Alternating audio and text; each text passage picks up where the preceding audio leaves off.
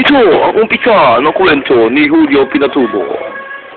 Isang araw, nakaupo si Julio at sinabi, Nasaan na ang aking kalaban? Mahalo ko ba siya? Nakapagtaka. Ano ba yan? Makapunta ka naman na sa CR.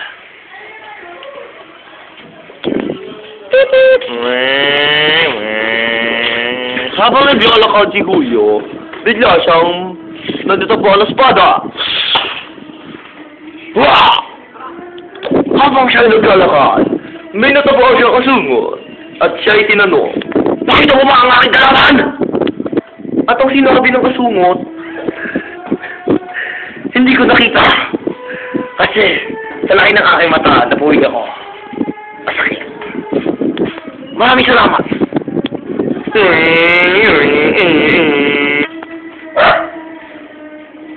Kanino kaso kaya yan?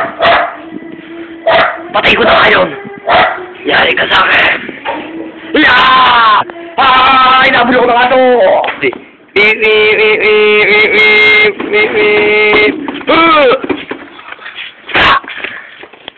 Sama ng teknik. Nandito na ako! Nandiyan ka lang pala. Hindi kanina pa kita hinahanap. Din din din din.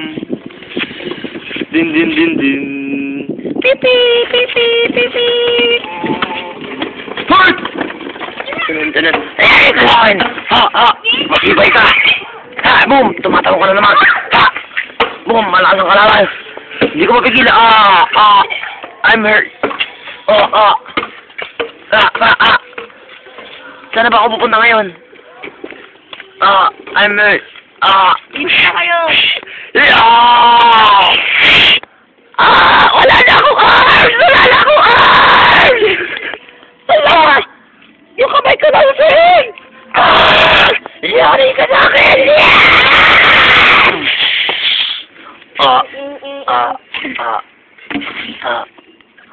Baka alis na nga.